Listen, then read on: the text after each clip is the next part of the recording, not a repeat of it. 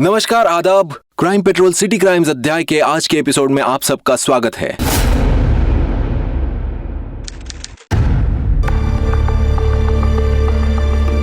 जल्दी जल्दी जल्दी जल्दी आ अरे वाह, वेरी गुड। डर नहीं लग रहा ना बेटा? वापस नहीं। करेंगे। हाँ चलो चलो जल्दी चलो, ये संभाल के। हाँ जल्दी आओ। आ जाओ। हाय भाभी। हाय। हाय वर्षा। आओ बेटा जल्दी आओ। आओ फिर से एक बार करेंगे। आओ आओ आओ आओ, वेरी गुड।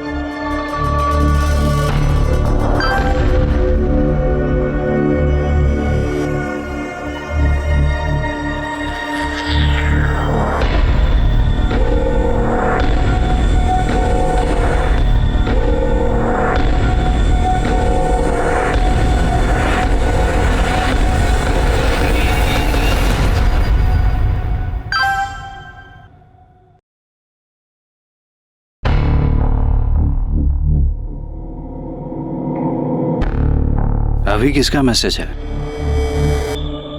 कुछ नहीं, जंक मेल है।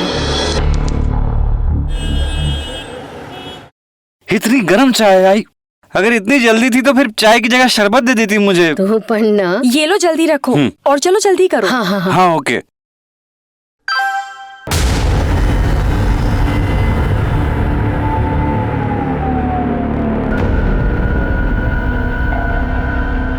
क्या हुआ? किसका मैसेज है? उसी का, कल रात भी उसने मैसेज किया था। अमर? अरे लेकिन वो तो बच्चा है। आई तुला का हिमायत नहीं है। आजकल बच्चों में ही ज्यादा जवानी चढ़ जाती है। इसकी तो जवानी निकालता हूँ मैं। अरे सुरेश, अरे सुरेश क्यों बात बढ़ा रहा है? ये भी ना सुरेश।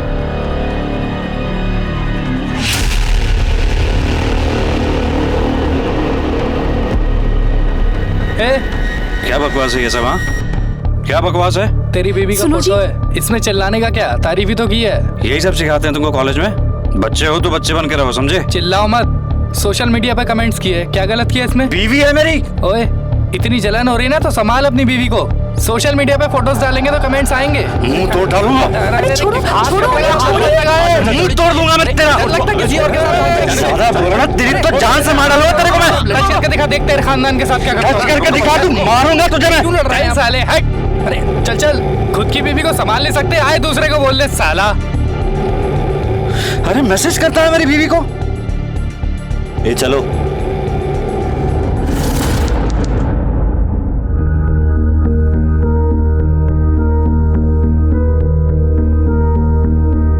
अरे बेटा, वर्षा को कहीं देखा? शायद वो गार्डन में खेल रही होगी। अच्छा वर्षा, वर्षा को ढूंढ रही हो? हो। अरे लेकिन लता ताई तो उसे आज नीचे लेकर आई ही नहीं। क्या? ऐसा कैसे हो सकता है? क्या हुआ मिली? नहीं है वर्षा, घर पे ही होगी। चलो चलो।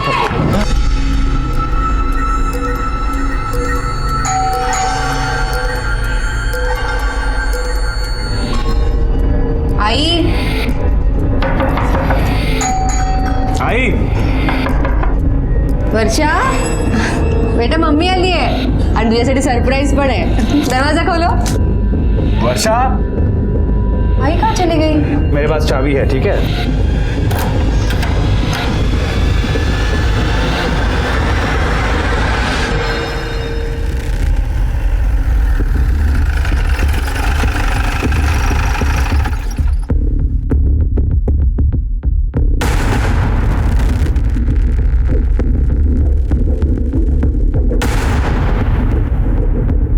चलो आगे चलो, बस चढ़ो।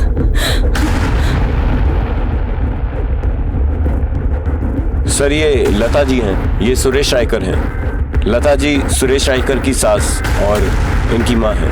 ये नैना जी और ये 4 साल की वर्षा। बॉडी पर कोई भी चोट के निशान नहीं है। गला दबाकर इनको मारा गया है। कोई रीजन पता चला? हाँ सर, आइए मैं दिखाता हूँ। ये देखिए सर, आप दोनों 2 मिनट के लिए बाजू आना। ये देखो सर, पूरा कवर्ड बिखरा पड़ा है। और ये देखिए सर, चोर ये गहनों के बॉक्स ऐसे ही यहाँ खाली छोड़कर गहने लेकर भाग गए। मुझे लगता है कि इसके पीछे चोरी का ही मोटिव हो सकता है। कोई फोर्स एंट्री का निशान है? नहीं सर, आइए दिखाता हूँ। ये देखिए सर, डैश पर या कुंडी पर कोई भी तोड़फोड़ के निशान नहीं है। मतलब हो सकता है कि मारने वाला इनके जान पहचान का ही होगा कोई। बॉडीज को पोस्टमार्टम के लिए भेजो। वर्षा को कहीं नहीं ले जा सकते। देखो, आप इसे कहीं नहीं लेके जा सकते। जल्दी करो। सच बताओ।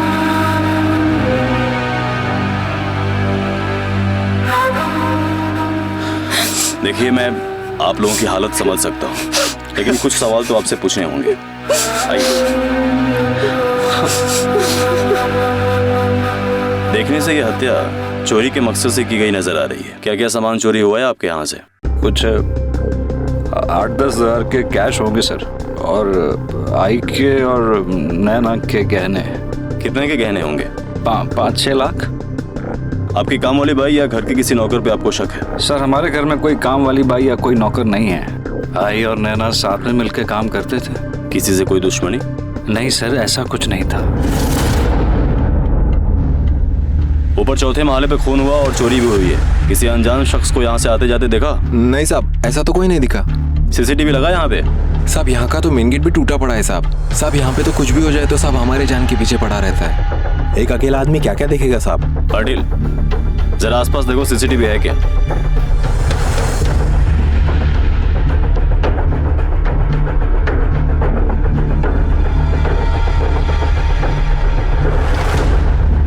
हाँ सर। ये बाजू की दुकान कितने बजे खुलती है? बाजू की दुकान का मालिक हज पे गया है, 1 हफ्ते बाद आएगा।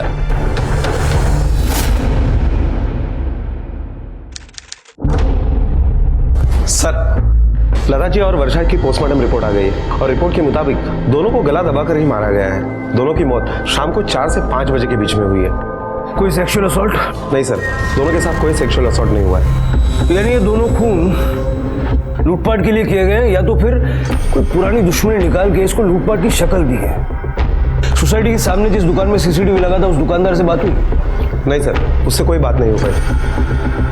पाटिल, काम करो, दोनों बॉडी सुरेश के परिवार को क्रियाक्रम के लिए सौंप दो और क्रिमेशन के बाद उनको पूछताछ के लिए पुलिस स्टेशन बुलाओ। Okay sir.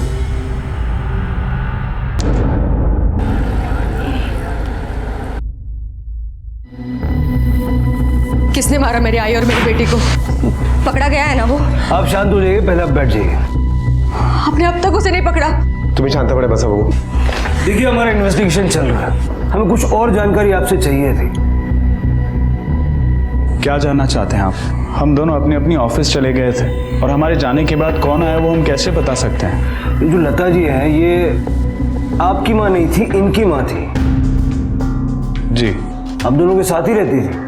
एक्चुअली नैना के बाबा एक्सपायर्ड होने के बाद आई को हमने हमारे साथ रख लिया था, क्योंकि उनकी देखभाल करने वाला कोई था नहीं। वो बिल्कुल मेरे आई की जैसी थी। वर्षा को बहुत प्यार करती थी वो। हो सकता है कि आपका किसी के साथ झगड़ा हुआ और उसी ने ये अमर ने ये सब कुछ किया होगा। ये अमर कौन है? एक बहुत ही घटिया लड़का है वो, हमारी सोसाइटी में रहता है। क्या बकवास है ये सब? हाँ, क्या बकवास है? तेरे बीवी का फोटो है, इसमें चिल्लाने का क्या? तारीफ ही तो किया है। यही सब सिखाता है तुमको कॉलेज में? बच्चे हो तो बच्चे बन कर रहो, समझे? इतनी जलन हो रही है ना तो संभाल अपनी बीवी को। तेरी तो जान से मार डालूंगा। टच करके दिखा, देखा खानदान के साथ क्या करता हूँ मैं। इस तरह के झगड़े के लिए वो आपकी माँ और आपकी बेटी की जान क्यों लेगा? सर, वो एकदम पागल लड़का है, वो अपनी गलती कभी भी नहीं मानता है। और उस दिन उसने मुझे मेरी पूरी फैमिली को मारने की धमकी दी थी। उस दिन शनिवार था, उस दिन शनिवार था ना? तो सर मैं अकाउंटेंट हूँ, मुझे सैटरडे को छुट्टी होती है, इसलिए आमतौर पे मैं घर पे ही होती हूँ। और माँ शनिवार को मंदिर जाती है और उसके बाद सहेलियों के साथ बाहर जाती है। लेकिन उस शनिवार को मुझे थोड़ा काम था, इसलिए मुझे ऑफिस जाना पड़ा। मैं घर पे नहीं थी, इसलिए आई को रुकना पड़ा वर्षा के साथ घर पे। मुझे लगता है कि अमर को ऐसा लगा होगा कि मैं और वर्षा घर पे हैं, शायद वो इसलिए मुझे और वर्षा को नुकसान पहुंचाने घर पे आया हूँ। सर, मैं कह रहा हूँ सर, मेरे को नैना भाभी अच्छी लगती थी और मैंने उनको 1-2 बार मैसेजेस भी किए थे। नैना भाभी अच्छी लगती है? क्यों, तेरी उम्र की लड़कियां तुझे भाव नहीं देती क्या? सर क्या सर, अभी मतलब मैं भी तो नॉर्मल हूँ ना। सर जहाँ से जो भाव मिलता है सर मैं ले लेता हूँ। वैसे भी ये सुरेश के साथ जब लफड़ा हुआ था सब, तभी मेरे आई बाबा ने मेरी बहुत बजाई थी सर। अब प्लीज़ आप दोनों इस बात पे शुरू मत हो जाना। सुरेश के खानदान को खुलेआम मारने की धमकी दी थी तूने? सर वो तो मैंने ऐसी हीरोगिरी में किया था सर, माँ कसम। वो सामने की बिल्डिंग के खिड़की पे सीमा खड़ी थी ना सर, इसलिए। सोसाइटी में जितनी भी औरतें हैं सबको लाइक करता है तू, हाँ? बच्ची हो, जवां हो, आंटी हो, बुढ़ी हो, सबको। सर अभी अच्छी लगती है तो अच्छी लगती है सर अभी, लेकिन सर आज से प्रॉमिस इन आंटियों के चक्कर में नहीं पड़ूंगा सर, पक्का। सुरेश से बहस होने के बाद तूने नैना को कांटेक्ट नहीं किया? सर नहीं सर, जरा भी नहीं। मतलब एक दो बार जब किया तब सुरेश इतना पागल होगा कि मेरे को काटने दौड़ा सर। मैंने नैना भाभी को कब से अनफ्रेंड कर दिया है, ताकि कोई तुझ पे शक न करे। सर अभी क्यों सर, खाली फोकर मेरे को इस केस में घसीट रहे हो सर। जिस दिन मर्डर हुआ उस दिन कहाँ था तू? सर दोस्त के घर पे, उसका बर्थडे पार्टी था। चाहिए तो चेक करो सर, अब दोपहर से रात तक वहीं था मैं। तेरे दोस्त का नाम पता सब लिखवा। चल चल चल चल चल। अमर से हमने पूछताछ की और उसके स्टेटमेंट की हम जांच कर रहे हैं। अमर के अलावा कोई और है जिस पे आपको शक हो? नहीं सर। घर के दरवाजे पर कोई फोर्स एंट्री के निशान नहीं मिले। इसका मतलब है कि आपकी आई उस खूनी को जानती थी, उसी ने ही उस खूनी को अंदर लिया था। कौन हो सकता है वो? उस वक्त आपके घर पर कौन आता जाता है? शिवम। शिवम हो सकता है, मुझे लगता है ये सब शिवम ने किया होगा। ये शिवम कौन? सर शिवम हमारी सोसाइटी में रहता है और वो आई और वर्षा के साथ बहुत अच्छी तरह से घुल मिल गया। नहीं नहीं, वो हमेशा मुझे अजीब ही लगता था सर।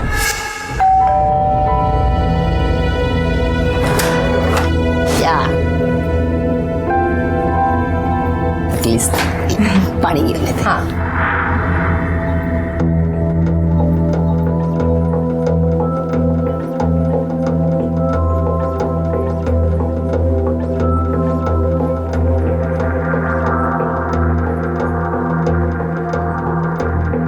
भाई ये कौन है? शिवम भैया। देखिए ना दीदी, वर्षा ने क्या कर दिया। मस्त लग रहा है ना? अच्छा है, मैं चलता हूँ। बाय दीदी, बाय भैया। बाय वर्षा, मैं कल फिर आऊंगा। ओके?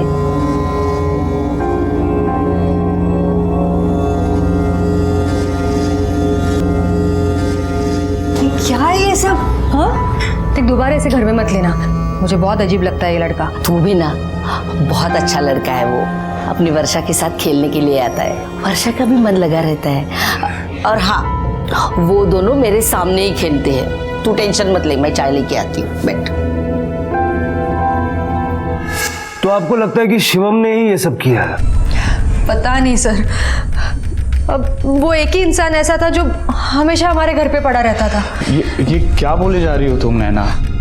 शिवम क्यों मारेगा वर्षा और आई को? वो तो वर्षा को कितना प्यार करता था। मेरी कुछ समझ में नहीं आ रहा है सुरेश, क्या बोलूं? बताओ मुझे, ये सब कोई क्यों करेगा? क्यों मारेगा वर्षा को और मेरे आई को?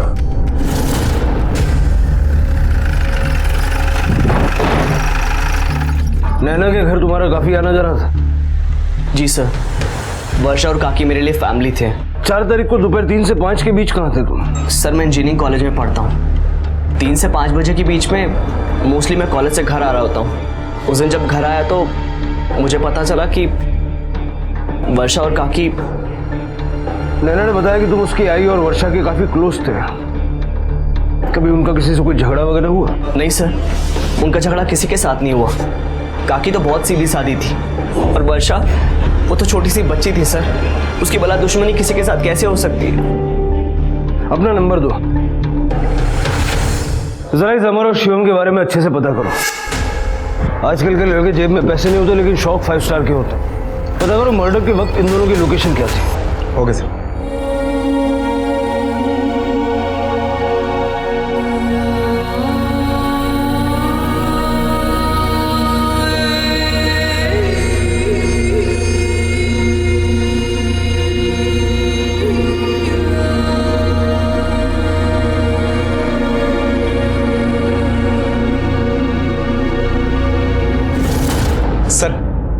ये अमर सच बोल रहा है। जिस दिन ये हादसा हुआ उस दिन देर रात तक वो अपने दोस्तों के साथ पार्टी मना रहा था।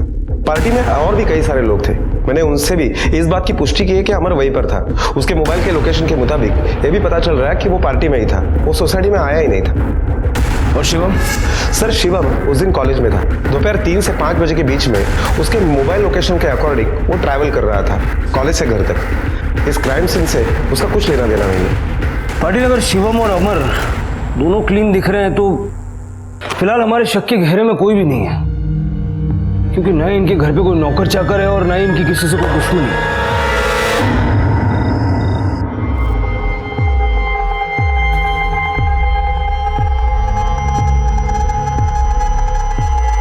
नैना,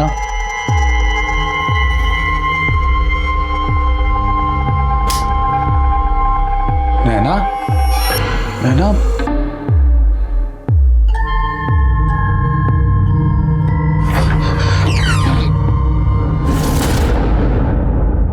नैना,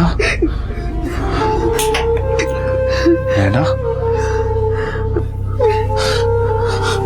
नैना, नैना, हौसला रखो नैना, संभालो अपने आप को।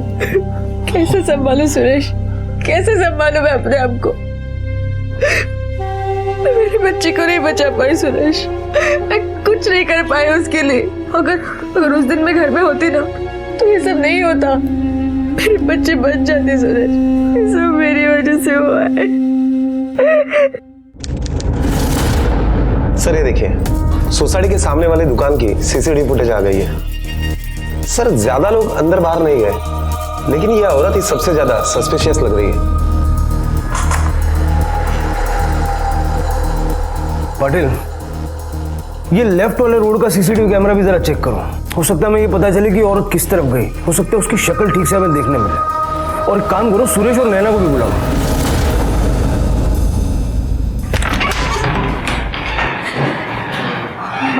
आप लोग अब तक ये सीसीटीवी फुटेज ही देख रहे हैं? देखा सुरेश, अब तक इन्होंने नहीं पकड़ा उसे। आपका क्या चाहता है? आपके लिए तो ये सब सिर्फ एक केस है ना?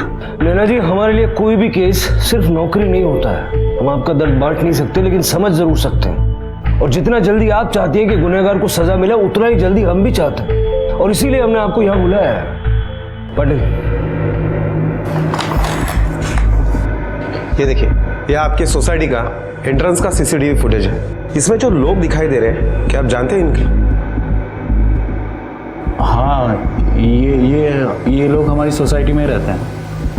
लेकिन ये औरत कौन है? एक्चुअली हम भी नहीं समझ पा रहे कि ये औरत कौन है, लेकिन जिस वक्त यह हादसा हुआ उसके ठीक बाद ये औरत सोसाइटी के बाहर बहुत घाई में आई थी।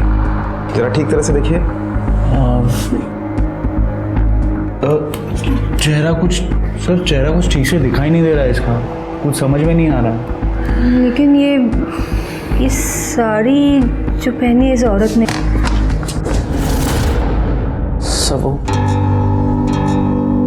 सर शायद मैं जानता हूँ खून किसने किया होगा। किसने? सर आपने मुझसे पूछा था ना कि काकी का झगड़ा किसी के साथ हुआ था नहीं हुआ था। मुझे याद आ रहा, सीधा आपके पास आ गया, महेश काका के साथ। महेश काका? ये महेश काका कौन है? महेश काका हमारी सोसाइटी में रहते हैं सर, काफी बड़े हैं वो। सर मुझे लगता है उन्होंने खून किया है। लेकिन तुम्हें क्यों ऐसा लगता है? मतलब उनका आई के साथ क्या कोई झगड़ा हुआ था? हुआ था। अरे वर्षा बेटा, क्या कर रही है तू? खेल रही है अकेली? और साइकिल खेल रही है तू? ओ वो जो चले। भाई जरा लक्ष्य ठेवो, जमाना बड़ा खराब है। ऐसे किसी को भी बच्ची को हाथ लगाने मत दिया कर। जो ओ खाली देवा, नीचे उतारो उसको। उतर के नीचे, हाथ मत लगाना मेरी वर्षा को। अरे लता बहनी, आप समझते वैसा कुछ भी नहीं है। मैं तो उसे खिला रहा था, बस चॉकलेट दिया और कुछ नहीं। बस मुझे आपकी कोई बात नहीं सुननी है। अगर फिर आप वर्षा के आसपास दिखे तो आपके उम्र का लिहाज नहीं रखूंगी मैं। और हाँ, सारी सोसाइटी के सामने तमाशा बना के रखूंगी आपका। चल गए चॉकलेट। अरे तो इस तरह का झगड़ा एक ही बार हुआ था? नहीं सर, दोबारा हुआ था, और वो भी वर्षा और काकी के मर्डर के 4 दिन पहले। मैं कॉलेज से वापस आ रहा था और मैंने देखा कि वर्षा वर्षाला पाहिलंच का ग? नहीं। क्या हुआ? अरे वर्षा दिखाई नहीं दे रही है बहुत देर से। अपने घर की तरफ गई होगी। नहीं, जब से नीचे खेलने के लिए आई है तब से दिखाई नहीं दे रही है। मैं गार्डन में देखती हूँ। मैं यहाँ देखता हूँ। वर्षा, वर्षा, वर्षा।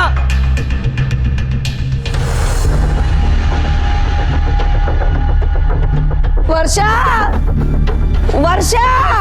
काकी, हाँ जल्दी आइए। खैर, वो देखिए, वर्षा सुरभि अंकल के साथ है।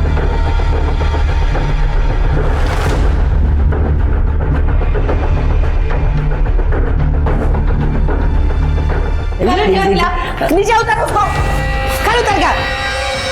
सांगुड़िया था, यहाँ पूरे वर्षाला हाथ लावायचा नहीं। हाँ, अरे मैं तो सिर्फ उसके साथ खेल रहा था, बाकी कुछ भी नहीं। मुझे कुछ नहीं सुनना है। एक बात याद रखना, अगर वर्षा को हाथ लगाया ना तो देख लेना, पुलिस बुलाऊंगी मैं। हाँ, चल गए घरी। मेरी बात सुनो लता घरी नहीं। आपको आपकी आई ने इस बारे में बताया था? हाँ सर, एक बार आई ने मुझे बताया तो था कि उसका सुरवे काका के साथ झगड़ा हुआ था, लेकिन उसने ये भी कहा था कि उसने समझा दिया है सुरवे काका का और वो दोबारा ऐसा नहीं करेंगे। उसके बाद मैं भूल गई थी। अब शिवम ने कहा तो मुझे याद आया इस बारे में। सुरवे, शर्म नहीं आती आपको ऐसी हरकत करते हुए? क्या बोलते हैं साहब? आपको लगता है वो खून मैंने की है? जो आदमी एक छोटी बच्ची के साथ घटिया हरकत कर सकता है वो कुछ भी कर सकता है। सब आई शपथ संग तो मैंने सब कुछ भी नहीं किया था साहब। लता वही गलत समझ रही थी, उसका भी कोई दोष नहीं है साहब। आजकल का समय सब गलत है। आपको पूरी सोसाइटी में वर्षा ही मिली थी लाड़ प्यार करने के लिए, कोई और बच्चे नहीं थे? सब वर्षा मुझे मेरी शिवानी की याद दिलाती है, मेरी नाती शिवानी। पिछले साल मेरा बेटा अपने परिवार के साथ हमेशा के लिए यहाँ से चला गया। अब यहाँ मैं और मेरी बीबी रहते हैं। सर, मुझे मेरी नाती की बहुत याद आती है साहब। शिवानी बिल्कुल वर्षा जैसी दिखती है। हाँ साहब, सच कह रहा हूँ। ये देखिए साहब।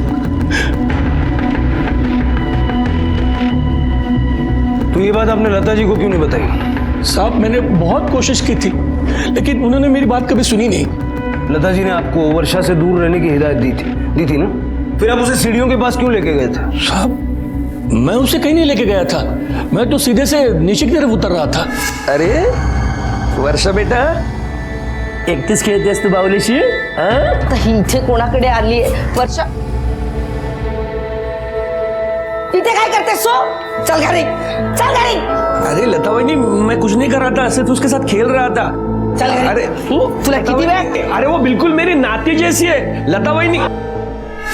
साहब, इसके बाद मैंने सोच लिया कि अभी कभी भी वर्षा के पास नहीं जाऊंगा। अच्छा नहीं लगता ना साहब, कोई ऐसे बोले तो। बस इतना ही हुआ था? जी साहब। क्यों? लता जी ने आपको सबके सामने डांटा, काफी लोग जमा हो गए, सबके सामने उसने आपको बेइज्जत किया, ये कौन बताएगा? नहीं साहब, ऐसा कुछ भी नहीं हुआ था, और लोग ज्यादा नहीं थे, एक हाथ दो थे। और साहब, लता ने सिर्फ मेरे पास गुस्से से देखा और वो वर्षा को लेकर चली गई। इसके अलावा तो कुछ भी नहीं हुआ था साहब। हाँ साहब। जिस दिन कत्ल हुआ है उस दिन आप कहाँ थे? मैं बैंक में गया था साहब, फिर एक दो काम निपटा के मैं मेरे दोस्त के यहाँ चला गया और वहाँ से करीब 9 बजे मैं घर वापस लौट आया। घर आने के बाद मुझे लता और वर्षा के बारे में पता चला। कौन से बैंक गए थे? KPS cooperative bank. सर, मैं वही काम करता था। अब रिटायरमेंट के बाद साल में एक बार वहाँ जाना पड़ता है, मैं जिंदा हुए दिखाने के लिए। जिस दोस्त के घर आप गए थे उसका नाम क्या? मिलिंद नागरकर। मिलिंद नागरकर का एड्रेस लिखवा दीजिए और आप जा सकते हैं। जी साहब।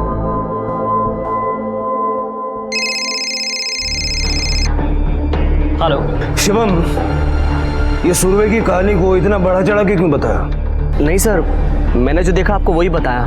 बड़ा तमाशा हुआ था, काफी लोग आए थे, तो चल सबके नाम बता।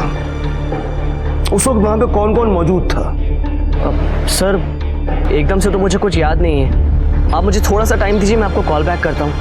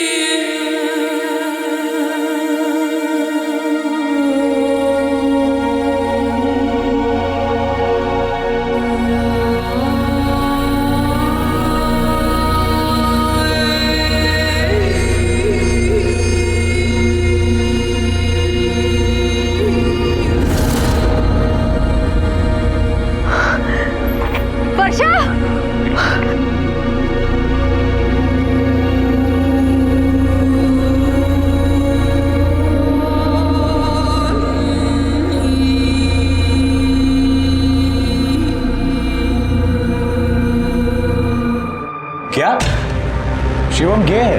हाँ, मैंने अपनी आंखों से देखा है। शिवम वहाँ उस लड़के के साथ। सुरेश, हमें पुलिस को बता देना चाहिए। कम ऑन नैना, अगर शिवम गे है तो उसकी पर्सनल लाइफ है, उसमें पुलिस को बताने की क्या जरूरत है? सुरेश, तुम समझने की कोशिश करो। मुझे शिवम कभी पसंद नहीं आया। वो कुछ अजीब सा ही है। मुझे शक होता है। देखो, तुम मेरी बात सुनो, मुझे उस पर शक है। हम पुलिस को बता देते हैं, उन्हें उनकी छानबीन कर लेते तो फिर मुझे भी तसल्ली मिल जाएगी। बस करो नैना, आई गई है, वर्षा गई है, उसका मतलब ये नहीं है कि तुम हर बात पे ऐसे रिएक्ट करोगे। अरे शिवम तो खुद अपनी मदद करने आया था। तुम प्लीज पुलिस को अपना काम करने दो, प्लीज अपने आप को संभालो, प्लीज। सर, ये सोसाइटी के लेफ्ट वाले रोड पर जो एटीएम है वहां की सीसीटीवी फुटेज है। इसमें भी वही औरत है जो सोसाइटी से बाहर आई थी और इसने यहां से ऑटो पकड़ा। पता लगा इस ऑटो ड्राइवर का?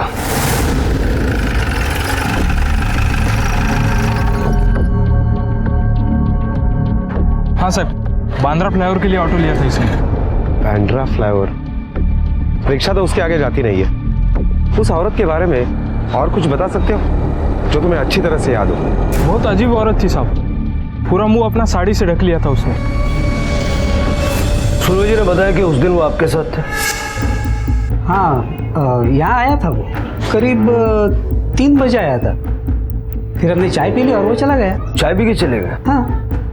मेरे हिसाब से वो रात के 8-9 बजे तक आपके साथ थे। नहीं सर, दरअसल मुझे ही एक शादी में जाना था, इसलिए मैंने उसे जाने के लिए बोला।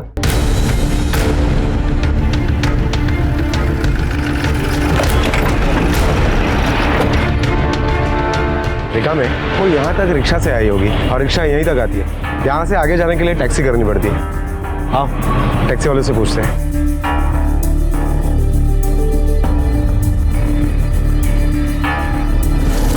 सुरवे साहब, झूठ तो बेहतरीन बोला आपने, लेकिन आप ये भूल गए कि झूठ की उम्र ज्यादा लंबी नहीं होती। आखिरी मौका देता हूँ सच बोलने का। दोपहर 3:30 के बाद आप कहाँ गए थे? लता जी से बदला लेने? अरे नहीं सर, कोई बात ही नहीं हुई तो बदला किस चीज का लूंगा मैं? फिर गए कहाँ थे? उस सर मैं लाने के लिए गया था। अब रिटायरमेंट के बाद थोड़ी की आदत लगी ना, तो जब भी वक्त मिलता है मैं वहाँ चला जाता हूँ। उस दिन भी मैं वही गया था। हाँ सर, सच कह रहा हूँ, मैंने कुछ नहीं किया, मेरा यकीन करो सर। अरे सुनो, इस औरत को यहाँ से टाउन की तरफ कभी छोड़ा है? हाँ साहब, सीएसटी के लिए टैक्सी ली थी। तुम्हें क्या तुम्हारे सारे पैसेंजर याद रहते हैं? नहीं साहब, पर हम जब बाइखला पहुंचे तो ये बोलती है कि इसको वापस बांद्रा जाना है। बांद्रा में कहाँ छोड़ा उसे? वो सब लिंकिंग रोड के जंक्शन पे छोड़ा। सर सुरभि सच बोल रहा है। हमने उसकी पत्नी से भी पूछा। उस रात जब उसकी पत्नी ने उसको घर बुलाने के लिए फोन किया तो वो चरस के नशे में था। हमने वहाँ के लोगों से भी पूछा, उन लोगों ने भी बताया। और सर, उसके फोन का लोकेशन भी उस एरिया में ही एक्टिव था।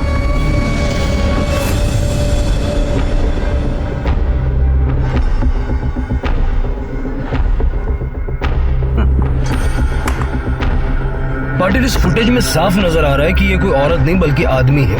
इस रिक्शा के नंबर से जरा इस रिक्शा वाले का पता लगाओ। Okay sir. पुलिस लता और वर्षा के कातिल तक पहुंचने की पूरी कोशिश कर रही थी।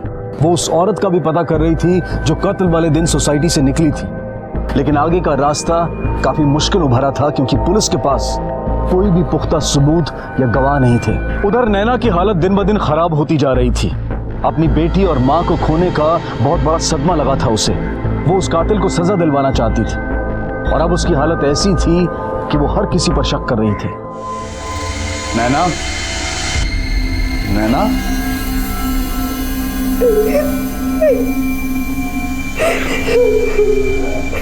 नैना, नैना, दरवाजा खोलो नैना। नैना,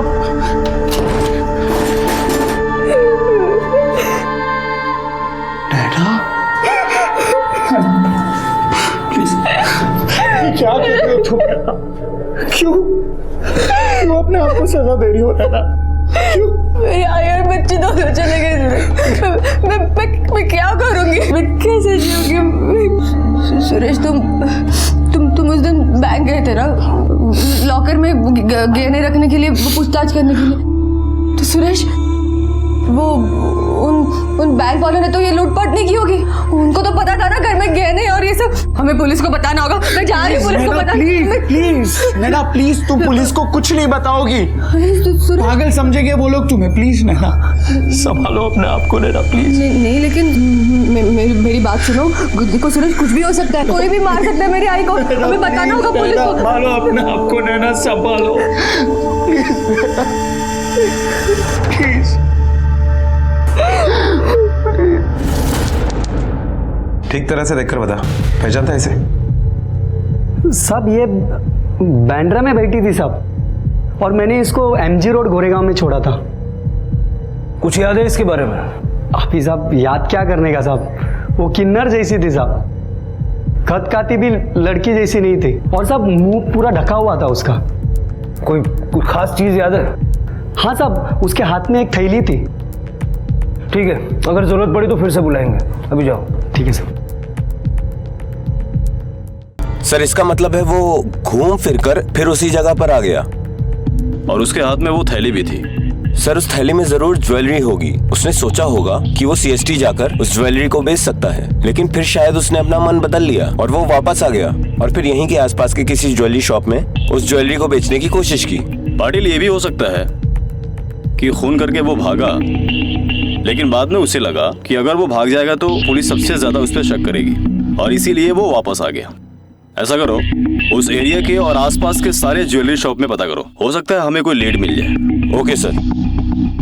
सर नैना रायकर आई है। भेजो। आ जाइए। सर मुझे आपको एक बात बतानी थी। उस दिन CCTV फुटेज में उस औरत ने जो साड़ी पहनी थी वो मेरी आई की है सर।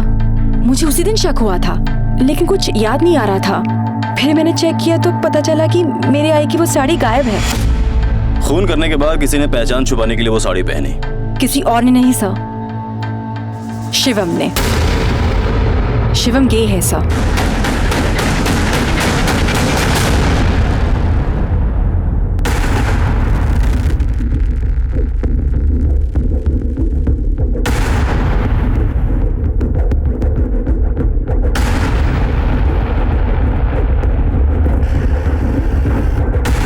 हाँ सर, एक लड़का आया था इसे बेचने के लिए, और उसके पास और भी गहने थे। तो आपने खरीदे?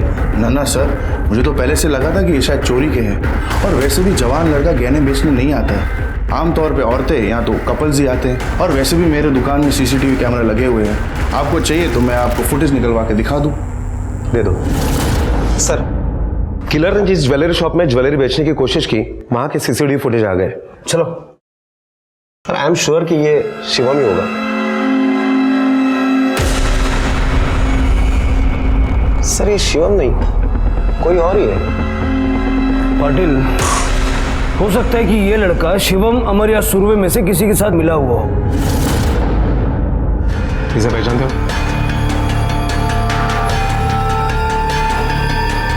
नहीं, इसे तो हम नहीं पहचानते। माणिक मैडम, काय कळलं? नहीं सर। नक्की? सर, किसी ने पहचाना? मैंने भी पूरी सोसाइटी में पूछताछ की, लेकिन इसे कोई नहीं पहचानता।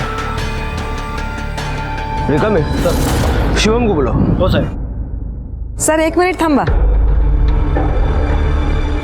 सर, शिवम और उसकी फैमिली कल रात को ही कानपुर शिफ्ट हो गए। शिवम को फोन लगाओ।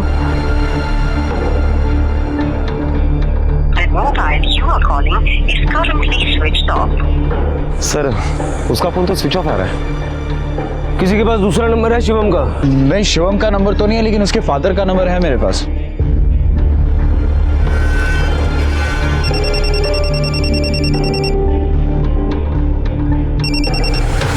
Hello, mister Anil Gupta. हाँ जी, बोल रहा हूँ, कहिए। शिवम आपका बेटा है? जी हाँ, शिवम हमारा बेटा है। कहिए, बात क्या है? कुछ खास नहीं, वो वर्षा के केस में जरा उससे बात करनी थी। उसको फोन लगा रहा था, नंबर लग नहीं रहा। कोई बात नहीं सर, मैं अभी उससे बात कराता हूँ, वो यहीं पे है। शिवम बेटे, आपका फोन बचा है। हेलो शिवम, कहाँ हो? फोन लगा रहे, लग नहीं रहा तुम्हारा। सर एक्चुअली मैं कानपुर में ही हूँ, कल ही शिफ्ट हुआ। बाबा रिटायर हो चुके हैं तो हम लोग कानपुर में आ गए। वैसे मेरे पास यहाँ का लोकल नंबर भी है, आप वो ले लीजिए। दो। मैं आपके इस नंबर पे मैसेज कर देता हूँ। ठीक है।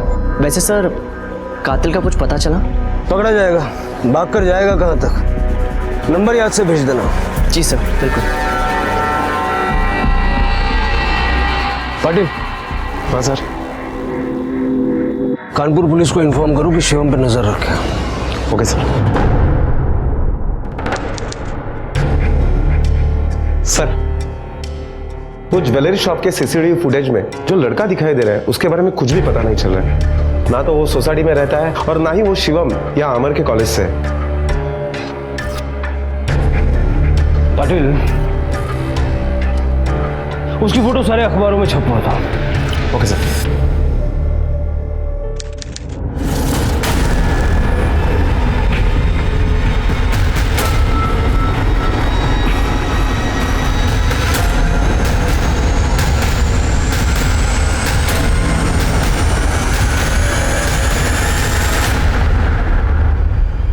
डॉक्टर दीक्षित। जी जी, आइए बैठिए। मैंने ही आपको फ़ोन किया था। ये जो फोटोग्राफ आपने अखबार में दिया था ना, ये लड़का आया था मेरे क्लिनिक पर। किस लिए? सेक्स चेंज ऑपरेशन के लिए। ये इसका ऑपरेशन करना था? नहीं नहीं, इसके साथ एक लड़का और था, आई गेस इसका पार्टनर था, वो उसके ऑपरेशन के लिए आया था। पाटिल,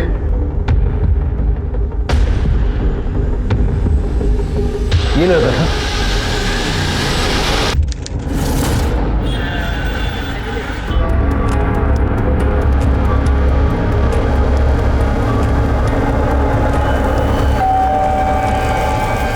मेरे दोस्त होंगे, मुझे लेने आए होंगे। लेने ही आए हैं तुझे, लेकिन सर इसने किया क्या है? अपने बेटे से पूछिए कैसे नाम रोशन किया है आपका। चल सर। लेकिन सर मेरी बात।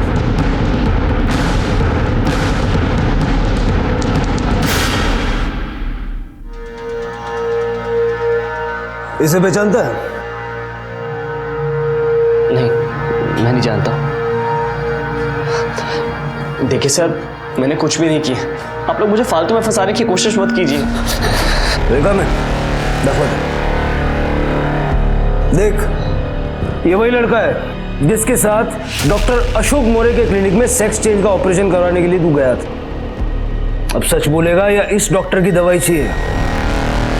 सब मैं गे हूँ और ये फोटोग्राफ में लड़का मेरा बॉयफ्रेंड है। हम दोनों एक दूसरे से प्यार करते हैं और शादी करना चाहते थे, लेकिन उसने कहा कि सोसाइटी में एक्सेप्ट नहीं करेगी, इसलिए मुझे किसी भी हालत में अपना सेक्स चेंज करवाना था। हम बहुत सारे डॉक्टर्स के पास गए, कोई 25 लाख बोल रहा था, कोई 20 लाख बोल रहा था। फिर हमें एक डॉक्टर मिला जो 5 लाख में मान गया। लेकिन सबसे बड़ा मुद्दा यह था कि वो 5 लाख का भी इंतजाम कहां से होता। फिर उस दिन सॉरी शिवम कैसा है? अच्छा हूँ, बहुत जल्दी में लग रहे हैं, कहीं जा रहे हैं? हाँ, बैंक जा रहा हूँ। चेक जमा करवाने? अरे नहीं लॉकर खुलवाने जा रहा हूँ। आई और नैना के गहने ऐसे ही घर पे पड़े हैं और आजकल तो जमाना तुझे पता है कैसा हो गया, और वो लोग हमेशा घर पे अकेले रहते हैं तो थोड़ा डर लगता है। चल बाय। जी सर, कुछ समझ में नहीं आ रहा था कि क्या करूँ क्या ना करूँ, दिमाग काम ही नहीं कर रहा था। इसलिए मैंने अपने बॉयफ्रेंड को बुलाया और उसे फ़ोन दिया और उसे कहा कि कॉलेज के आसपास रहे। उसके बाद मैं सीधा काकी के घर गया और मैंने उनकी खीर में बेहोशी वाली दवाई मिला दी। मुझे लगा कि काकी और वर्षा बेहोश हो जाएंगे और मैं चुपके से गहने और पैसे निकाल के चला जाऊंगा। आई, ये देखिए, मैं आपके लिए खीर लेके आया हूँ और वर्षा के लिए भी। कहाँ है वर्षा? अरे अरे, कितना अच्छा बच्चा है तू। पर आज तो मैं खीर खा नहीं सकती, मेरा उपवास है, और वर्षा तो खीर को छूती तक नहीं, तो लेके जा। ठीक है सर, मुझे किसी भी हालत में ऑपरेशन करवाना था, वरना मेरा बॉयफ्रेंड मुझे छोड़ देता, और अगर आई पैसे और गहने लॉकर में रखती थी तो मैं उन्हें कभी नहीं निकाल पाता। इसलिए मुझे किसी भी हालत में आई को बेहोश करना ही था।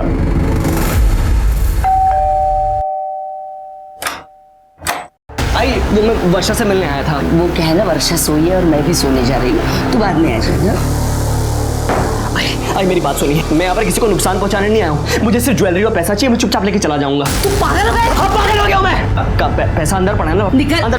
तो मेरा सर, पैसे और गहने चुराने के बाद पहले मुझे लगा कि मैं कानपुर भाग जाता हूँ, लेकिन मैं जैसे CST पहुंचा तो मुझे लगा कि अगर मैं कानपुर चला जाऊंगा तो आप लोगों को शक हो जाएगा।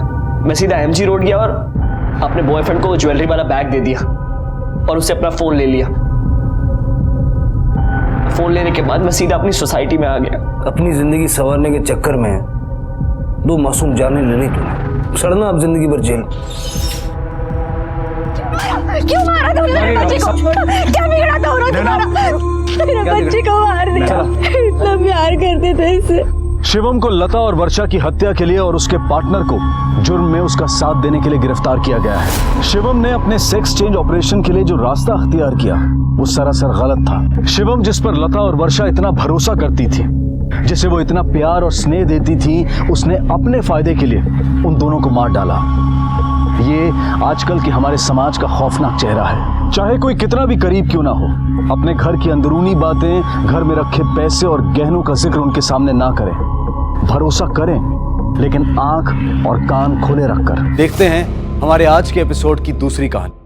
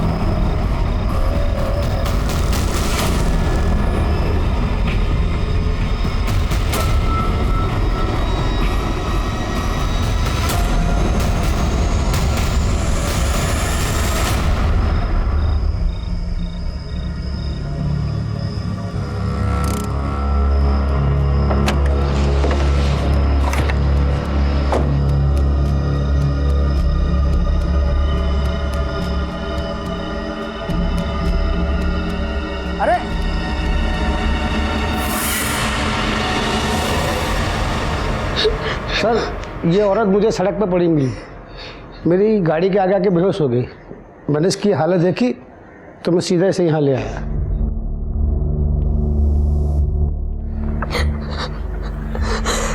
देखिए अब शांत हो जाएगी, या ना पानी पास।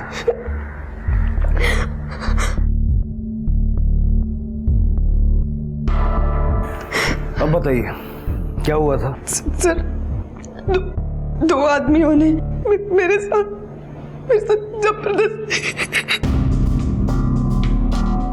जबरदस्ती करने की कोशिश की।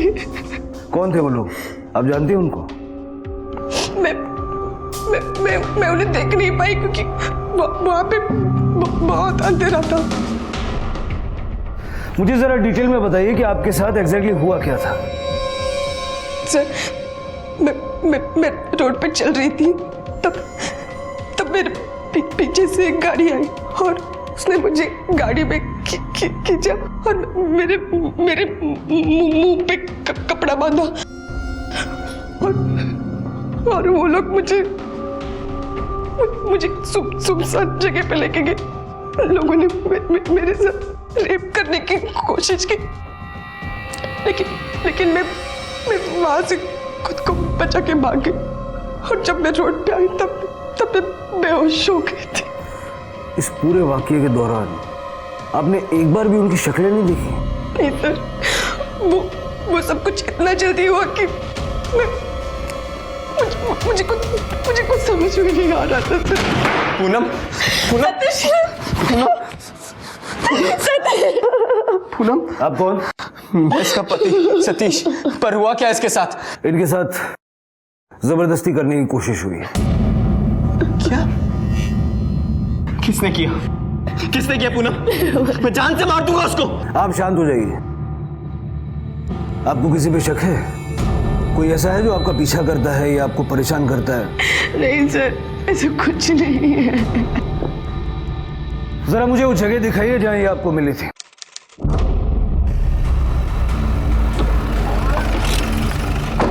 सर ये मुझे यहाँ मिली थी। यहाँ पर? आप हमें वो एग्जैक्ट स्पॉट बता सकती हैं जहां आपके साथ जबरदस्ती करने की कोशिश हुई? एग्जैक्टली तो नहीं पता, पर मैं वो उस तरफ से रोड की तरफ भागी थी।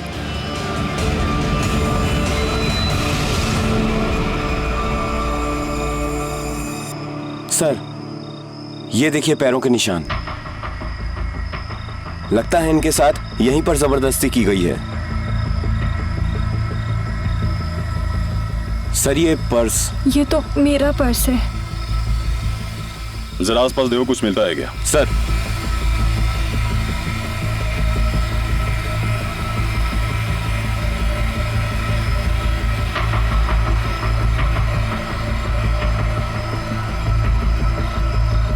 सर ये घड़ी मिली है। पता करो ये घड़ी ओरिजिनल है या फर्स्ट कॉपी। अगर ओरिजिनल है तो इसके सीरियल नंबर से खरीदने वाले का नाम पता चल जाएगा। Okay sir. आप जरा हमें वो जगह दिखाएंगे जहां से उन लोगों ने आपको उठाया था? हाँ।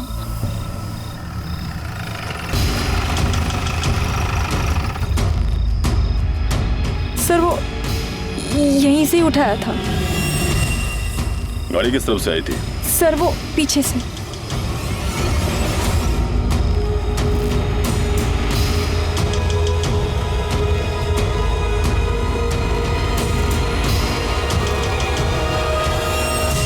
राणे, जरा आसपास देखो, कोई सीसीटीवी इंस्टॉल्ड है क्या? Okay sir. चला।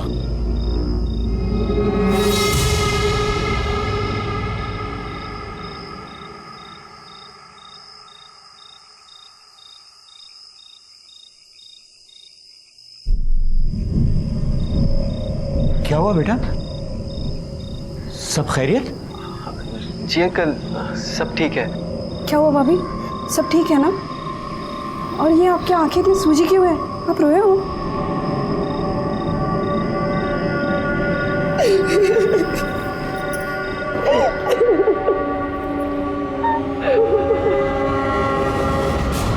भाभी प्लीज संभालिए खुद को। भाईजान, भाभी का ख्याल रखना और कभी भी किसी भी चीज की जरूरत हो तो जरूर बताना। शुक्रिया भाभी। पूनम बेटा, खुद को कभी अकेला मत समझना। कुछ लोग हैं जिन्होंने औरत को खिलौना समझ लिया है, उन्हें तुम्हें जवाब देना है। हम हमेशा तुम्हारे साथ हैं।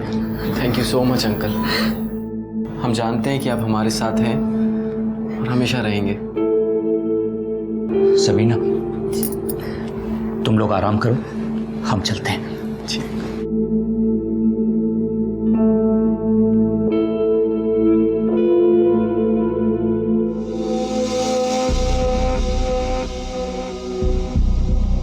पूनम, मुझे एक बात समझ में नहीं आ रही है। जब तुम्हारे जोड़ों में दर्द था तो तुम बाहर गई क्यों? सतीश, वो काव्या को हल्का हल्का सा बुखार था। मैंने सोचा बर्थडे से पहले मैं उसे मेडिकल से दवाई लेके।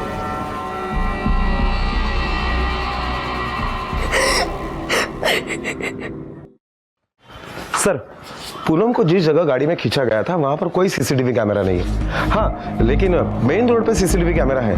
हमने उसके फुटेज चेक किए, लेकिन उसमें कुछ साफ नहीं दिखाई दे रहा। और वो जो रिस्टवॉच हमें मिली थी वो? हाँ सर, वो घड़ी ओरिजिनल है। उसके सीरियल नंबर से पता चला है कि वो अंधेरी के एक शॉप से खरीदी गई थी। कार्ड स्वाइप हुआ था, इसलिए उसके ओनर का भी पता चला है। सर, वसीम शेख नाम का बंदा है। सर, ताज्जुब की बात तो ये है कि वसीम शेख पूनम के बिल्डिंग में रहता है।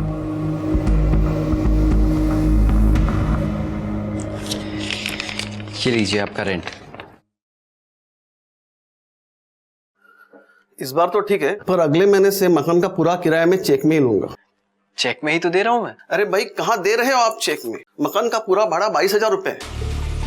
मुझे 12,000 का चेक देते हो और आपकी बीवी 10,000 का कैश देती है। मैं मानता हूँ कि उसने मुझे पहले ही बोला था कि वो पूरा भाड़ा चेक में नहीं दे सकती। 12,000 चेक से देंगी और 10,000 कैश में। पर इसके बाद ये नहीं चलेगा भाई। मुझे किसी ये ब्लैक मनी के झंझट में नहीं फंसना।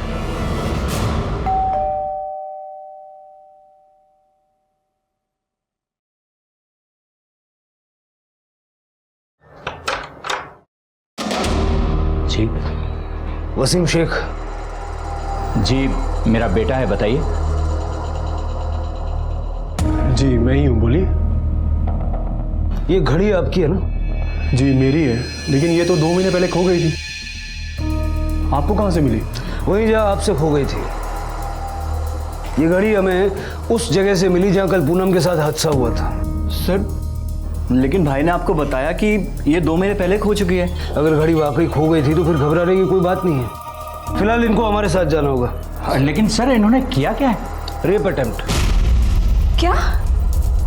आपकी बिल्डिंग में रहने वाली पूनम के साथ जबरदस्ती करने की कोशिश की है इन्होंने। ऐसा नहीं हो सकता सर। पूनम के साथ हम सब लोगों के अच्छे ताल्लुकात हैं। क्या उसने ऐसी कोई शिकायत की आपसे? आपको कुछ गलतफहमी हो रही है। देखिए फिलहाल इनको हमारे साथ जाना होगा, चलिए। अब्बू देखिए। अब्बू सर, अरे ऐसे कैसे ले जा सकते हैं आप लोग?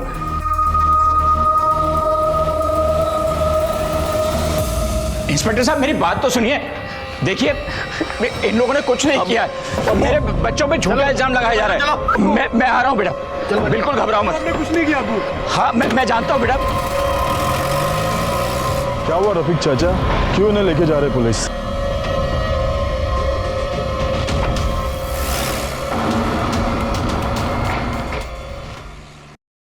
मुझे आज तक लगता था इस घर का रेंट 12,000 रुपए है, लेकिन तुम 10,000 रुपए कैश दे रही थी। हाँ, कहां से लाती थी हर महीने 10,000 रुपए? तुम तो कुछ काम भी नहीं करती हो। और क्या क्या छुपाया पूनम मुझसे?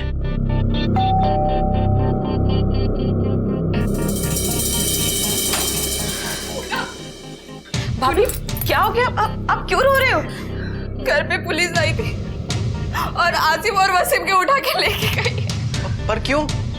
क्योंकि पुलिस को ऐसा शक है कि कल रात पूनम के साथ जबरदस्ती करने की कोशिश उन दोनों ने की थी। क्या? पूनम मुझे जानना है कि सच क्या है। पूनम मैं सच जाने बिना नहीं मानूंगा। पूनम बोलो, क्या छुपा रही तुम मुझसे? पूनम प्लीज बोलो, मैं पूछ रहा हूं तुमसे कुछ।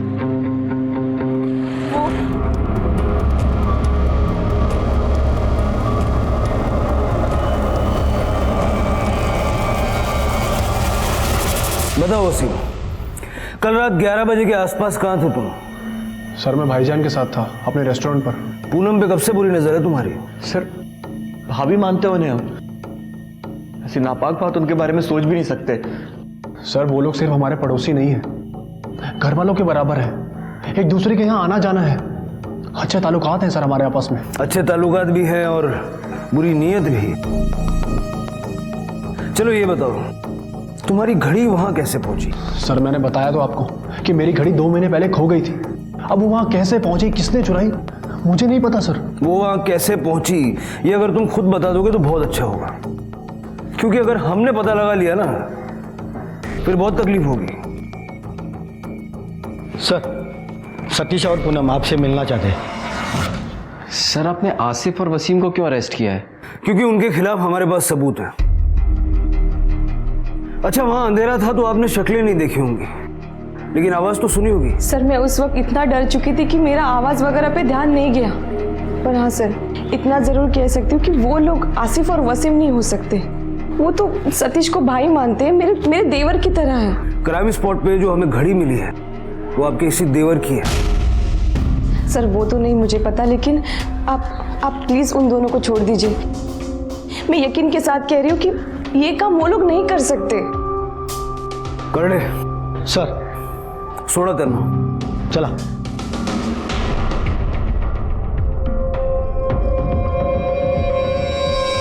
बेटा बहुत बहुत शुक्रिया, तुमने आसिफ और वसीम को इस झूठे और वाहियात इल्जाम से बचा लिया। नहीं चाचा जी, इसमें शुक्रिया वाली कौन सी बात है। मुझे अच्छे से पता है कि आसिफ और वसीम भाई ऐसा कुछ कर ही नहीं सकते। थैंक यू भाभी। थैंक यू भाभी। चलते हैं बेटा।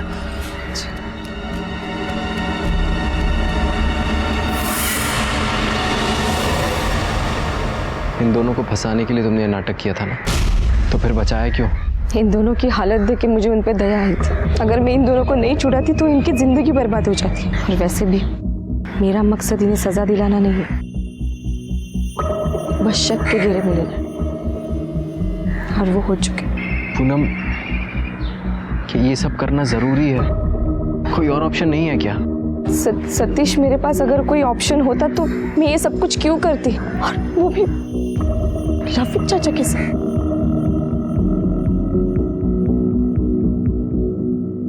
सर कहीं ऐसा तो नहीं कि पूनम के ऊपर किसी ने दबाव डाला और इसीलिए पूनम ने केस वापस ले लिया? या तो फिर इन दोनों ने पूनम के सामने अपनी इमेज इतनी साफ रखी है ताकि अगर ये फंस भी जाए तो इनके ऊपर कोई शक ना कर पाए। आई नो राणे, लेकिन अब विक्टिम खुद उनकी पैरवी कर रही है, तो हम क्या कर सकते हैं?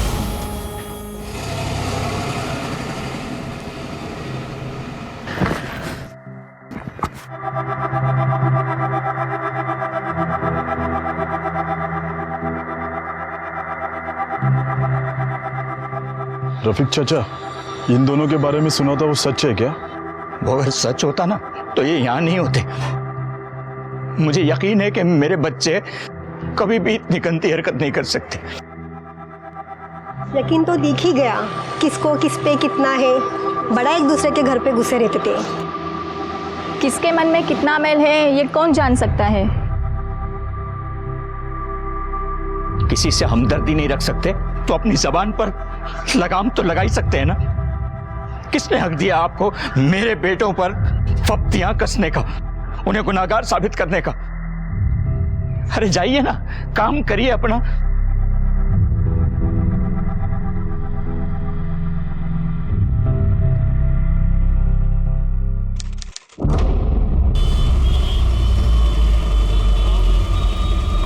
पूनम, ये जगह ठीक है?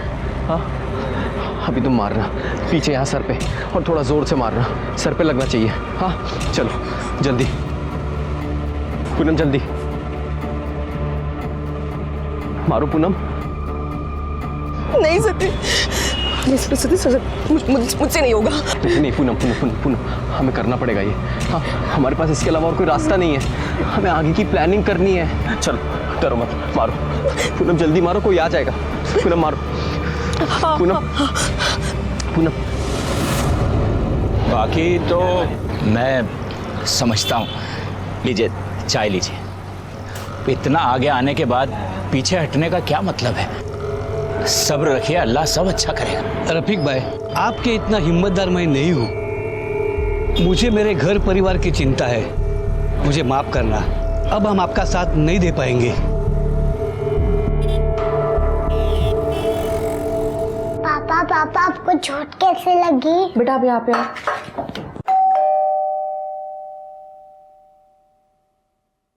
संभाल के।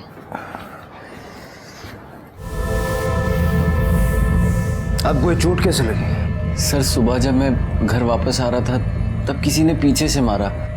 कौन था, क्यों मारा पता नहीं। कब और कहाँ हुआ ये? जब मैं सुबह ग्रोसरी स्टोर से सामान लेके वापस आ रहा था तो जॉगर्स पार्क के पास किसी ने पीछे से मारा। किसी ने देखा आपको किसने मारा? नहीं सर, मैं बेहोश हो गया था। जब होश आया तो देखा कि मैं क्लिनिक में हूँ। सर, वो इनके फ़ोन से कॉल आया था। उन्होंने कहा कि इनके सर पे चोट लगी है तो वो उन्हें डॉक्टर के पास लेके गए। किसने फ़ोन किया था, आप जानते हैं उसे? नहीं सर, वो तो नहीं पता। जब तक वहाँ पे पहुँची वो निकल चुके थे। आपको किसी पे शक है? नहीं सर, वैसे तो किसी से कोई दुश्मनी नहीं है। बाकी अगर किसी के मन में कुछ हो तो मैं कह नहीं सकता। सर, बड़े ताज्जुब की बात है कि एक ही हफ्ते के अंदर एक ही फैमिली के 2 लोगों पर हमला होता है और दोनों वक्त किसी ने भी हमलावर को नहीं देखा। राणे, कोई ऐसा इनसे दुश्मनी निकाल रहा है जिसके बारे में इस वक्त ये लोग सोच भी नहीं रहे। तुम क्राइम स्पॉट पे जाके इंक्वायरी करो, मैं जरा इनका बैकग्राउंड चेक करता हूँ। ओके सर, सतीश और पूनम दोनों ही अच्छे लोग हैं। कभी इनका किसी के साथ कोई झगड़ा वगड़ा ऐसा कुछ सुना? सर, ऐसा तो इनके बारे में कुछ भी नहीं सुना। सतीश एक छोटी सी कंपनी में अकाउंटेंट की जॉब करता है और पूनम हाउसवाइफ। तो ये अकाउंटेंट की नौकरी में इतना कमा लेता है कि ऐसी पॉश सोसाइटी में घर ले लिया? सर, मैनेज तो करते ही होगा किसी न किसी तरह। बच्चों के लिए तो हर इंसान सेक्रीफाइस करता ही है। पूनम बता रही थी कि बेटी को अच्छा माहौल मिले इसलिए यहाँ पर रहने आए हैं। फिर बेटी का स्कूल भी यहाँ से पास में ही। रफीक की फैमिली और इनके बीच में कैसा रिलेशन? सर रिलेशन तो ऐसे हैं कि ये पड़ोसी कम और रिश्तेदार ज़्यादा लगते हैं, क्योंकि हो सकता है कि सतीश और पूनम की कोई फैमिली नहीं है, इसलिए उन्होंने इन्हें ही अपना परिवार मान लिया है। इसलिए हर सुख दुख में, हर तीज त्यौहार में एक दूसरे के साथ में रहते हैं।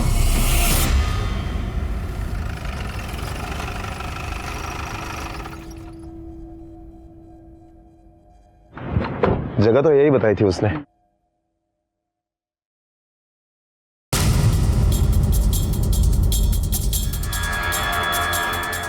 टूटे हुए अंडे और ब्रेड। यहाँ पर सीसीटीवी कैमरेज भी नहीं है, फुटेज भी नहीं मिल पाएगी। अरे सुनो, सुबह कितने बजे दुकान खुलती है तुम्हारी? सुबह 10 बजे खोल लेते हैं। तुम्हारी दुकान कितने बजे खुलती है सुबह? सुबह 9 बजे दुकान खोलता हूँ साहब। 9 बजे?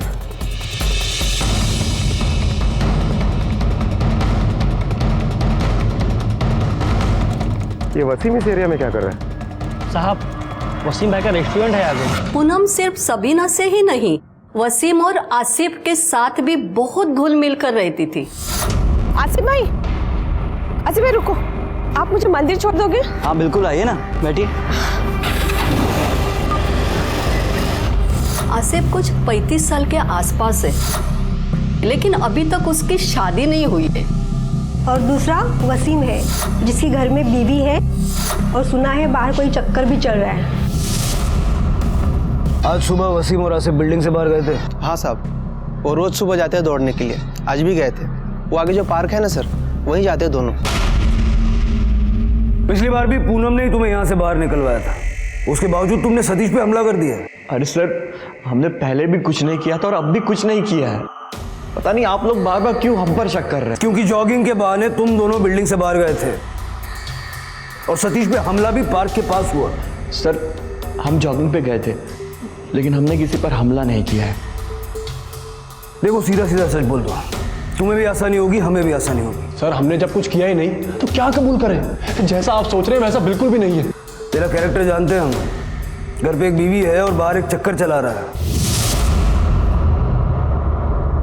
सर वो गलती हो गई थी मुझसे, पर जब अब्बू ने समझाया तो मैंने अपना अफेयर तुरंत खत्म कर दिया।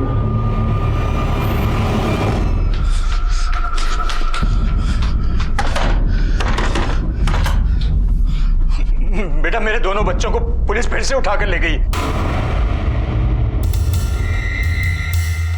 तो आपका कहना है कि वसीम और आसिफ ने आप पे हमला नहीं किया? सर, वो लोग मुझ पे हमला क्यों करेंगे? कोई तो वजह होनी चाहिए ना। आप किसी से डर रहे या आप पर कोई प्रेशर बना रहा है? सर, ऐसी कोई बात नहीं है, हम पे किसी का प्रेशर नहीं है। तो कहीं आप ही की तो पकाई हुई कोई खिचड़ी नहीं है? 2 बार आप पे हमला हुआ, दोनों बार आपने किसी को नहीं देखा। जिस पे हमें शक है हमने पकड़ा, उसको बचाने आप ही आ गए। ये कोई कोइंसिडेंस है या आप जानबूझ के कर रहे हैं? सर, हम ऐसा क्यों करेंगे? हम लोग तो खुद परेशान है कि हमारे साथ क्या हो रहा है और ये क्यों हो रहा है।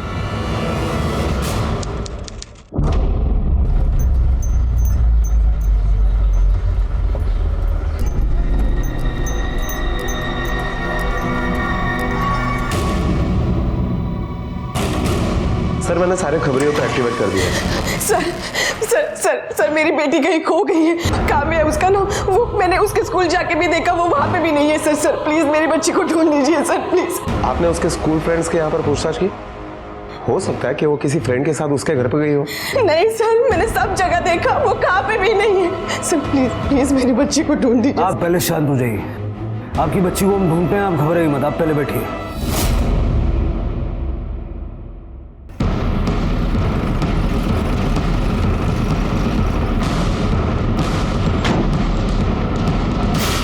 अब मैंने तो उसको रोज की तरह उसके स्टॉप पे उतार दिया था। जब तूने उसे उतार दिया तो उसके घर से कोई उसे लेने के लिए आया था? इतना ध्यान नहीं दिया साहब। ध्यान नहीं दिया, इसकी वजह से एक लड़की गायब हो गई उधर।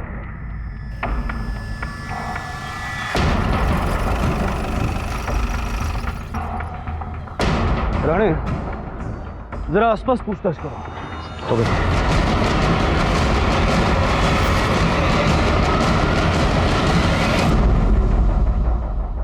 सर, किसी ने कुछ नहीं देखा?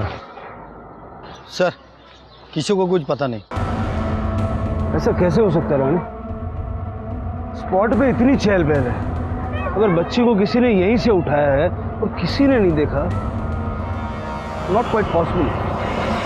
आसिफ काव्या से बहुत प्यार करता था, वो उसका काफी ख्याल भी रखता था। कितनी बार तो काव्या को आसिफ स्कूल बस से घर भी लेकर आए, क्योंकि काव्या का स्कूल का टाइम और आसिफ और वसीम का लंच टाइम सेम है। मतलब वसीम या आसिफ में से किसी ने काव्या को किडनैप किया है, और शायद इसीलिए सड़क पे कोई शोर या हलचल नहीं है। सर, उस वक्त मैं अपने घर पर था, लंच कर रहा था, मैं बाहर निकला ही नहीं। सर, मैं भी अपनी गर्लफ्रेंड के साथ था, मुझे नहीं पता काव्या कहाँ है।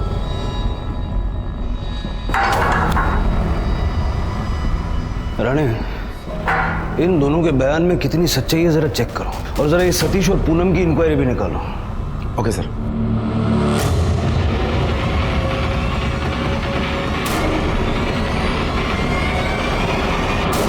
सर, वसीम और आसिफ के कॉल लोकेशन के डिटेल्स आ गए।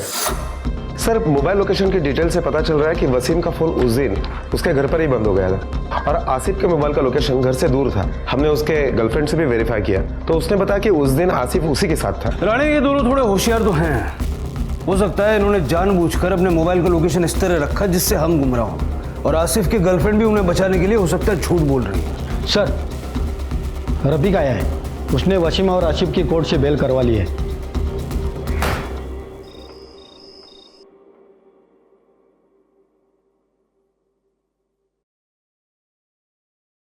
अब्बू, आपने पुण्य आंटी के साथ गंदी बात की थी।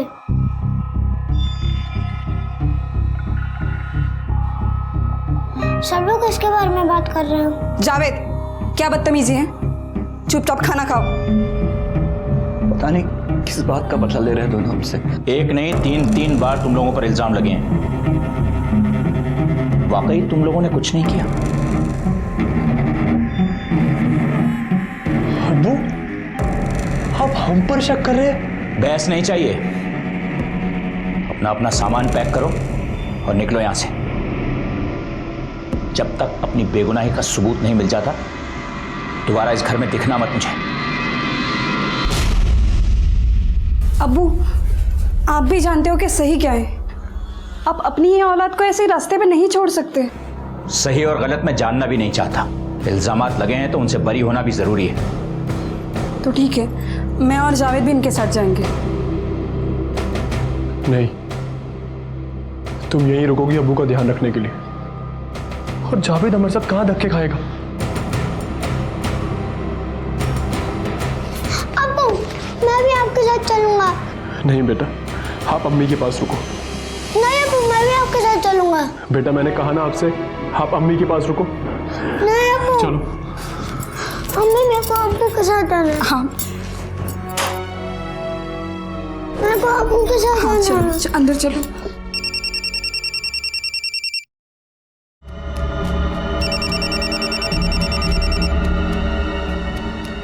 हेलो, हाँ, कब की तारीख मिली?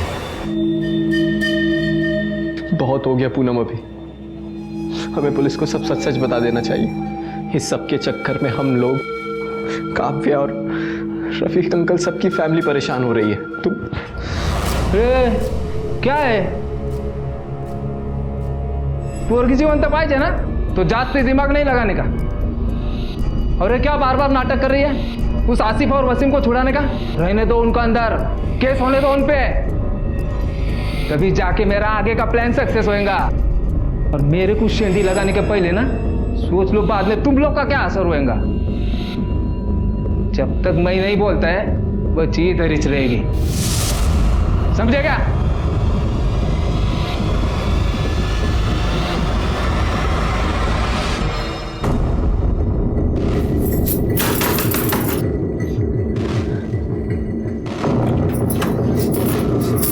तुम्हारी सब कुछ तुम्हारी वजह से हुआ है। पूरी सोसाइटी हम पे चीतू कर रही है। अब उन्हें इनको घर से निकाल दिया, और ये सब तुम्हारी वजह से हो रहा है। सबीना पागल हो गई हो क्या? इन लोगों ने हमेशा उन दोनों को बचाया ही। चलो यहां से, चलो।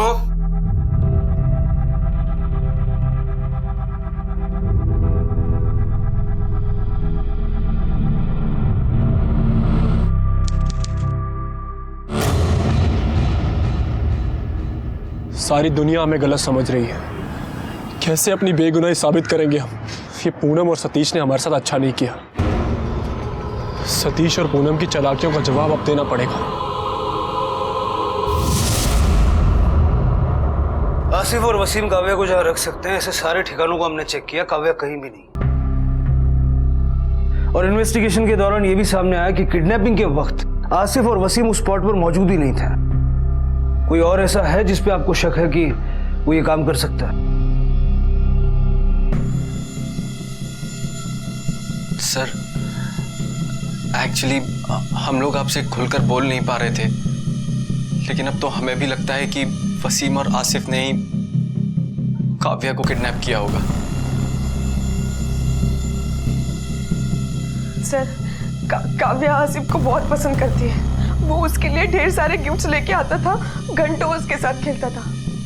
अगर उसने काव्या को किडनैप नहीं किया तो हो सकता है कि किसी और से किडनैप करवाया हो। आपके मकान मालिक का कहना है कि आपके घर का किराया 22,000, जिसमें से 12,000 चेक से और 10,000 कैश से जाता है। ऐसा क्यों? सर, वो इसलिए क्योंकि मैं होममेड केक बनाती हूँ, जिसकी पेमेंट मुझे कैश में मिलती है, इसलिए मैं 10,000 कैश में दे देती थी। तो ये जो 10,000 आप अलग से कैश में देती थी, उसके बारे में इनको क्यों नहीं पता? सर, क्योंकि काव्या की वजह से मैंने यहाँ पे आने की जिद की। अगर मैं इनको बता देती कि इस घर का रेंट 22,000 है तो शायद ये यहाँ पे कभी नहीं आते। इतना ही सच है या कुछ और भी है जो आप छुपा रही हैं? सर, मैं आपसे कुछ क्यों छुपाऊंगी? मुझे पता होता कि इस बात से काव्या का कुछ लेना देना है तो मैं आपको बता देती। सर राणे, इनके बारे में जो जानकारी मिली है वो खुद इन्हें शक के घेरे में खड़ा करती है। और एक बात फिर भी समझ नहीं आती कि ये अपनी बच्ची का किडनैपिंग क्यों करेंगे। हेलो, क्या?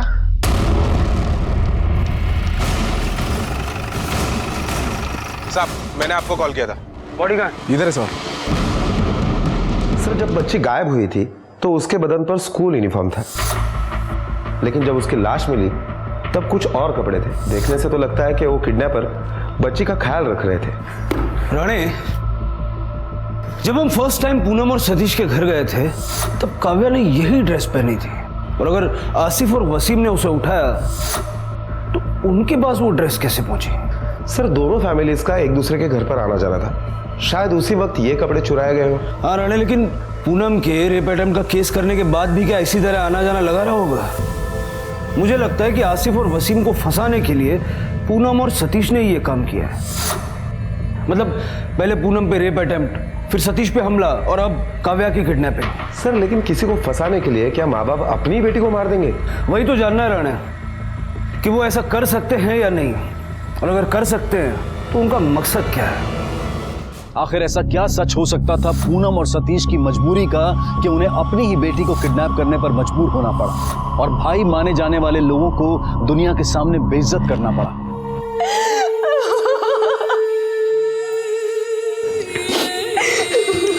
जिस दरिंदे ने ये किया है ना, अल्लाह उसे सख्त से सख्त सजा दे।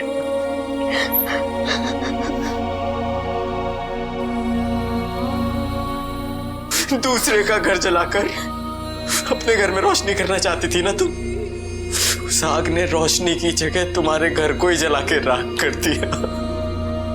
सतीश, मैंने किसी लालच में नहीं बल्कि काव्या और तुम्हारी जान बचाने के लिए सब। जान बचाने के लिए, जान लेने के लिए? कहाँ है काव्या? बचा पाई तुम काव्या की जान?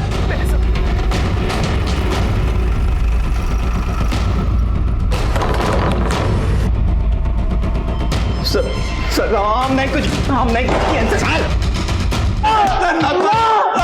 कुछ नहीं किया सर। सही बता रहा हूँ, सर। बोलो, क्यों मारा काव्या को? सर, हमने नहीं मारा सर उसे। हम तो उसे आपके पास लाना चाहते थे ताकि अपनी बेगुनाही साबित कर सके सर। हमारे पास लेकर आ रहे थे मतलब? सर, हमें लगा कि सतीश और पूनम हमें जानबूझकर फंसा रहे हैं और उन्होंने काव्या को गायब किया है, इसीलिए हम लोग सतीश के गोडाउन पर गए और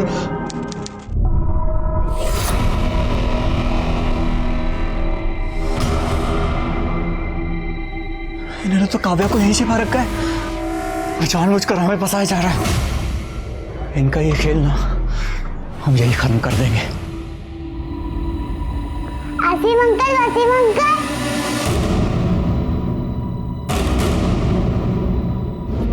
सर, जो हुआ हम वो कभी नहीं चाहते थे सर। हम तो खुद को बेगुनाह साबित करना चाहते थे सर। पर काव्या की जान चली जाएगी ये नहीं सोचा था साहब।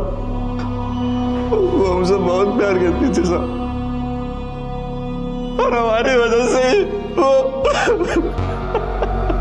जो आदमी तुम्हें गोडाउन पे मिला था वो कौन था? मालूम नहीं साहब, शायद सतीश और पूनम उसको जानते होंगे, क्योंकि काव्या को सतीश के गोडाउन पर रखा गया था। तो तुम्हारे कहने का मतलब है कि पूनम और सतीश ने मिलकर उस आदमी के जरिए काव्या को किडनैप किया था? शायद। उसका स्केच बनवा सकते हो? जी साहब।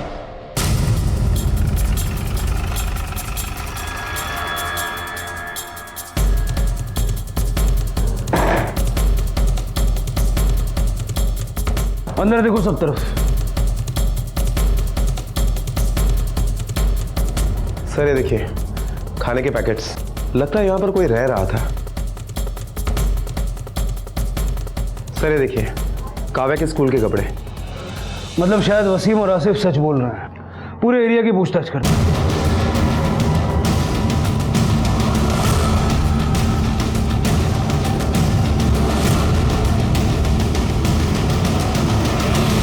पहचानते हो उसे? अरे हाँ साहब, 3-4 दिन से मेरे यहाँ से चिप्स, चॉकलेट और ब्रेड लेके जाता था साहब। कौन था, कहाँ से था, कुछ मालूम है? इतना डिटेल तो मालूम नहीं साहब। मामा कुर्ता पैजामा और टोपी पहनता था और नासिक साइड की मराठी बोल रहा था। राणे, जरा पता करो कि पूनम और सतीश की फैमिली और रफीक की फैमिली में से नासिक की तरफ किसका कनेक्शन पड़ता है। हेलो जी, मैं शिरपुर पुलिस स्टेशन से PSI सचिन कामले बात कर रहा हूँ। आपने जिस आदमी का स्केच भेजा था उसका नाम संतोष जाधव है। वो यही नासिक का ही रहने वाला है। उसके खिलाफ 2 एक्सटॉर्शन के केसेस है। उसका क्रिमिनल रिकॉर्ड है। पहले वो सखाराम नाम के नेता का राइट हैंड था। आजकल सखाराम मर्डर केस में अंदर है। मुझे संतोष यादव और सखाराम, इन दोनों के बारे में आपके पास जितनी भी इंफॉर्मेशन है तुरंत भेज दीजिए। Okay sir.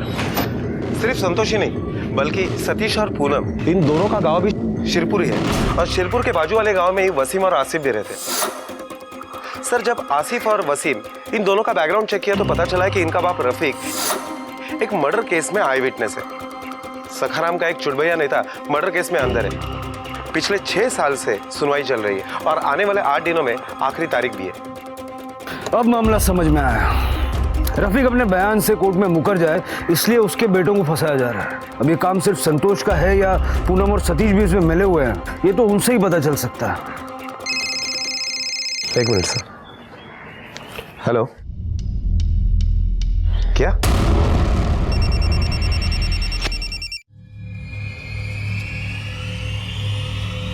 हेलो, कौन बोल रहा है? ए रफीक, अपने बेटों को छुड़ाना चाहता है ना, तो इस बार तारीख को कोर्ट में नहीं जाने का, समझे क्या? हाँ, तेरे बच्चे आ जाएंगे घर पे वापस। हेलो हेलो,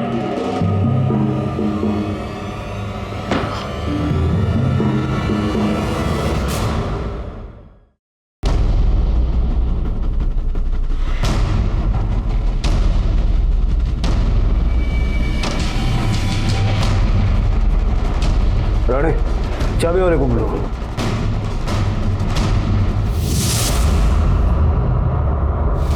पूनम की वजह से मेरी काव्या मरी, इसलिए मैंने उसे भी मार दिया। ये सारी प्लानिंग तुम दोनों ने संतोष के साथ मिलकर की थी?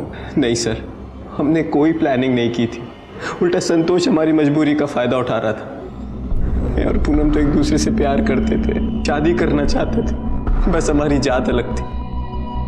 इसलिए पूनम के परिवार को और गांव वालों को ये सब मंजूर नहीं था। हमारी जान लेने पर तो लेते सब, इसलिए वहां से भागकर हम लोग मुंबई आ गए। फिर एक दिन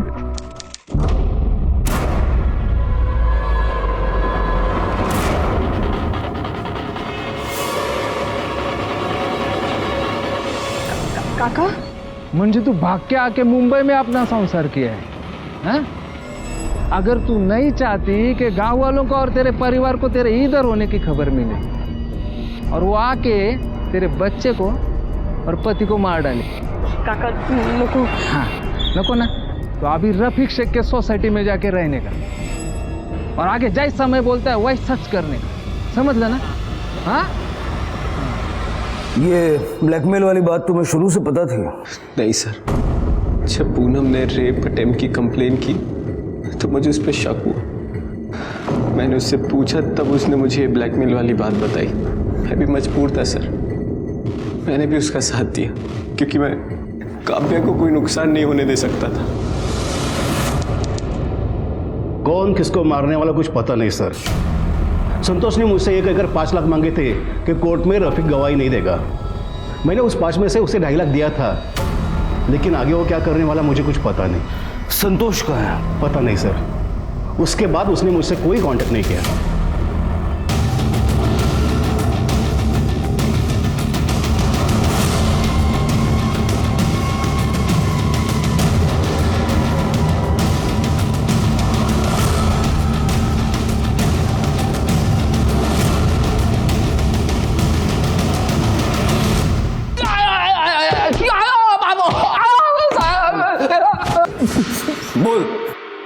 साहब, सकाराम भाऊ के केस में रफीक मुख्य गवाही था।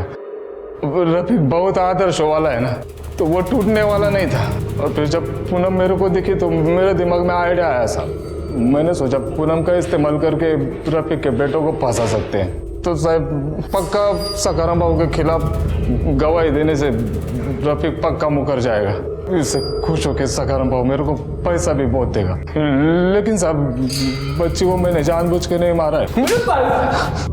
एक तो लोग मुश्किल से कानून का साथ देने की हिम्मत जुटाते हैं और तेरे जैसे घटिया लोग उनकी हिम्मत तोड़ देते हैं। अब हम यहाँ तुझे इतना तोड़ेंगे ना, तो जिंदगी में कुछ तोड़ने लायक बचेगा नहीं। वो लोग जो किसी भी स्वार्थ, मजबूरी या नासमझी में गलत रास्ता चुनते हैं, वो अचानक अपने स्वार्थ के लिए दूसरों की बलि देने तक को भी तैयार हो जाते हैं। लेकिन अपनी कब्र भी वो साथ ही खोदने लगते हैं। वरना दुनिया में ऐसी कोई लड़ाई नहीं है जो हौसलों से नहीं लड़ी जा सकती है।